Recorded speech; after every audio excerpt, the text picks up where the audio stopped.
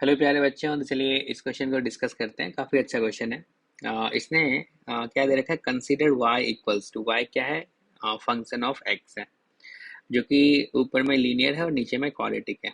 Okay, बोला है where x is real then the range of the expression y square plus y minus two is close interval a to b, find the value of b minus four A. ठीक है ना, इसको देखिए कैसे solve किया जाए। पहले हम लोग y का रेंज फाइंड कर लेंगे।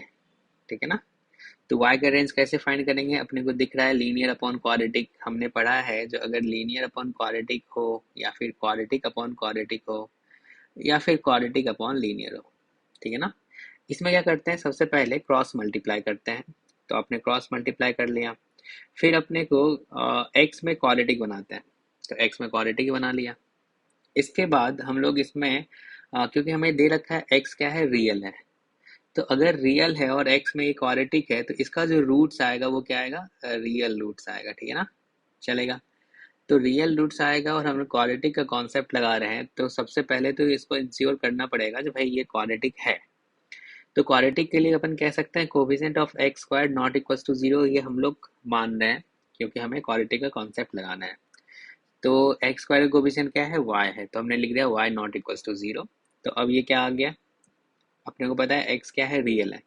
तो रियल रूट्स के लिए क्या हम लोग ऐसा लिख सकते हैं, फॉर रियल रूट्स यानी कि डिस्क्रिमिनेंट यानी कि d जो है वो greater than equals to zero होगा। तो फिर यहाँ पे d जो है इस वाले में आपने लगा दिया B square minus four A C greater than equals to zero. तो वहां से y जो है वो आ गया माइनस वन टू वन आ गया। क्लियर है। अब अपने को चेक कर रहे हैं क्योंकि आप मतलब जब ये सॉल्व कर रहे थे, क्वालिटी कॉन्सेप्ट लगा रहे थे, तो यहाँ पे हमने लिखा था coefficient of x square not equals to zero, y को हमने जीरो नहीं माना था, लिखा था y not equal to zero होना चाहिए।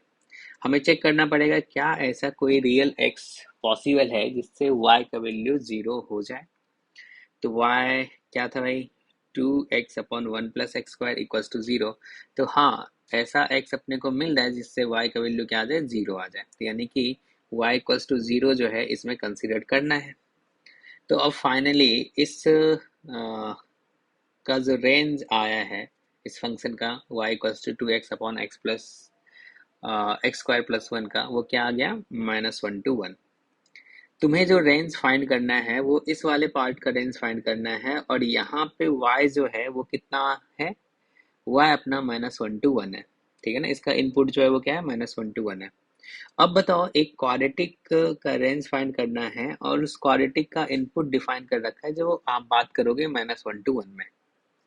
तो सोचो, हमने इस वाले को z बोल दिया, तो अब z वर्सेस y का ग्राफ हम लोग ड्रॉ करते हैं। ठीक है ना, तो सबसे पहला देखा आपने, इसका जो y स्क्वायर कोफिशिएंट पॉजिटिव है यानी कि a इक्वल्स टू वन है, तो पैराबोला अपवर्ड होगा बिल्कुल।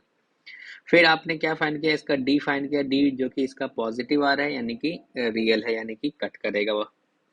फिर आपने वर्टेक्स का कोऑर्डिनेट फाइंड किया, minus B by two A minus D by four A, तो वो कितना आ गया, minus one by two comma minus nine upon four, यानी कि थर्ड क्वाड्रेंट में लाई करेगा।